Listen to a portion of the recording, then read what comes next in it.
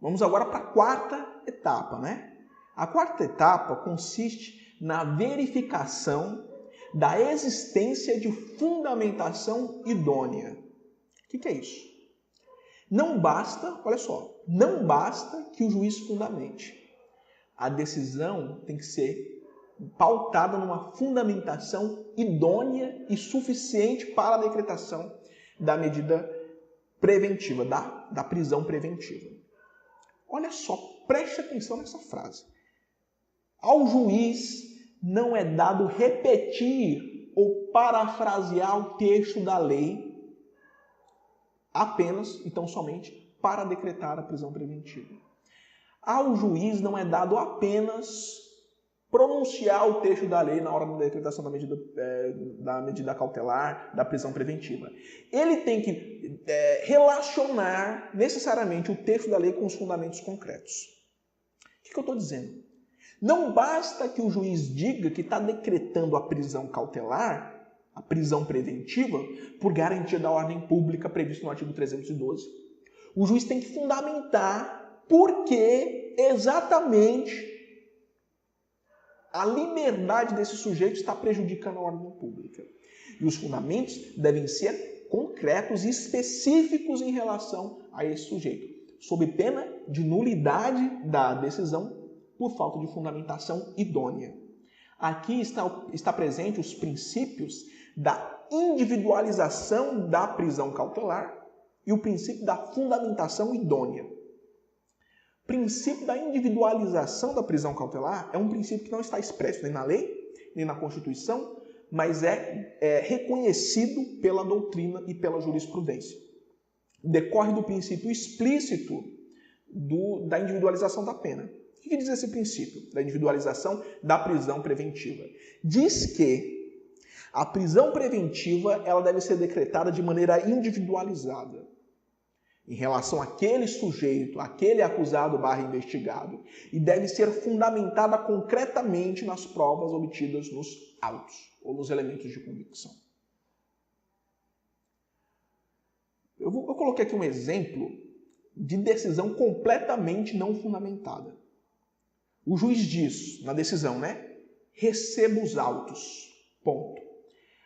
Parágrafo. As folhas tais consta pedido de prisão preventiva do Ministério Público. Ponto. Aceito o pedido. Ponto. Determino a prisão preventiva em razão da garantia da ordem pública prevista no artigo 312, pois o acusado é perigoso. Ponto. Espeça-se mandado de prisão. Ponto. Cumpra-se. Existe decisão desse jeito? Existe. E se você encontrar uma decisão desse jeito aqui, sua vida está feita. E seu cliente está solto. Por mais que ele precisasse ficar na prisão, por mais que ele fosse perigoso, a decisão é nula por falta de fundamentação. Você ataca o título constritivo e automaticamente relaxa a prisão. Você não vai dizer se era necessário, se era admissível, se você atacar uma nulidade do título privativo de liberdade. Você vai atacar a decisão interlocutória. Você vai dizer que ela é nula e, portanto, o indivíduo tem que ser solto. Ponto.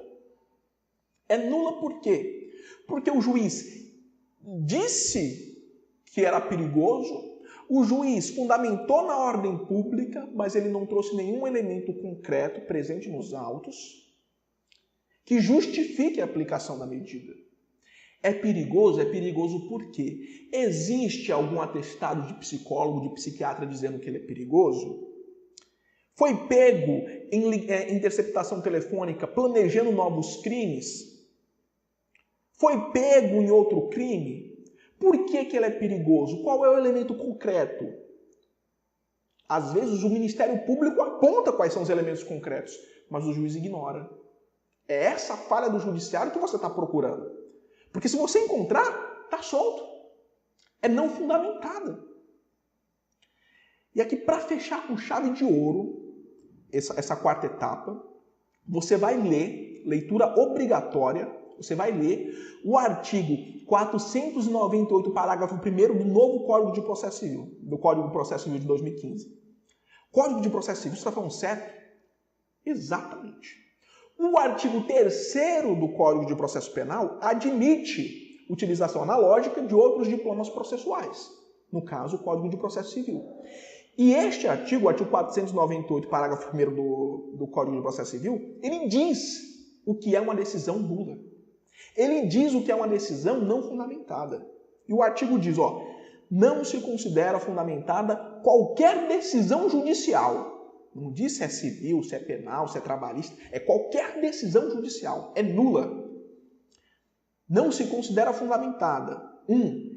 Aquela decisão que se limitar à indicação, à reprodução ou à paráfrase de ato normativo sem explicar a sua relação com a causa decidida. Com a causa ou questão decidida. O juiz está dizendo, fundamento na ordem pública. Em prejuízos da ordem pública previsto no artigo 312. Mas o juiz não traz nenhum elemento concreto. Não diz qual é a relação do artigo com a questão decidida. 2. Empregar conceitos jurídicos indeterminados sem explicar o motivo concreto de sua incidência no caso concreto. Está aplicando conceitos jurídicos indeterminados. Conceitos jurídicos como garantia da ordem pública é muito indeterminado. Qual é o ponto concreto nos autos que diz que ele está prejudicando a ordem pública? Que ele vai cometer outros crimes? Conceitos jurídicos indeterminados sem indicar as causas concretas que justifiquem a utilização desses conceitos. Decisão não fundamentada é nula. Inciso 3. Invocar motivos que se prestariam a justificar qualquer outra decisão. Sabe o que é isso aqui? É aquele modelão que o juiz utiliza que se justifica, que se prestaria a justificar qualquer decisão. Não está especificando nada. São conceitos muito genéricos, muito abrangentes. Se você está diante de uma decisão dessa, essa decisão é nula. A decisão interlocutória que determinar a prisão preventiva deve ser específica, fundamentada e com base em elementos concretos. Sob pena de nulidade. E o artigo continua. Se limitar a invocar um precedente ou enunciado de súmula sem identificar os fundamentos concretos sobre o julgamento. Ou seja, ele está citando súmula, está citando precedente, mas ele não está dizendo por que a súmula se aplica ao caso. E aqui vem para você fechar com chave de ouro. Inciso 6.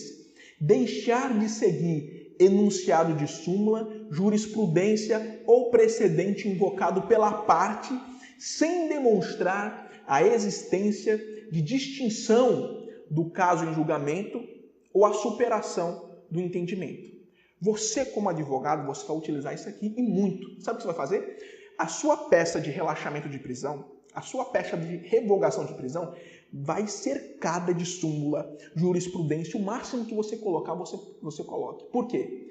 Porque se o juiz vacilar e não impugnar uma dessas posições jurisprudencial, dizendo por que ela não se aplica ao caso concreto, por esse inciso, você deixou nula essa decisão. Você vai chegar no tribunal e falar, olha, excelências, o artigo 498, parágrafo 1º, inciso 6, diz que se o juiz deixar de se pronunciar sobre um enunciado de súmula ou um precedente invocado pela parte, se ele deixar de se pronunciar no sentido de dizer por que não se aplica aquele caso, a decisão é não fundamentada. Se a decisão não é fundamentada, a decisão é nula. E, portanto, eu quero que declare-se a nulidade da decisão interlocutória, determinando de imediato a liberdade do paciente. Está solto. E quando você chegar no tribunal e citar Código de Processo Civil, você vai chamar a atenção para você, com base, é claro, no artigo 3º do Código de Processo Penal, porque você vai demonstrar conhecimento e segurança. Você está dizendo, olha, eu estou aqui no tribunal, estou sustentando uma tese de defesa e eu sei do que eu estou falando. Está entendendo? É conhecimento. Induz a demonstração de conhecimento. Não basta o juiz apontar dispositivos de lei. Não basta apontar jurisprudência. Tem que mostrar por que se aplica aquele caso concreto. E tem que ser específico.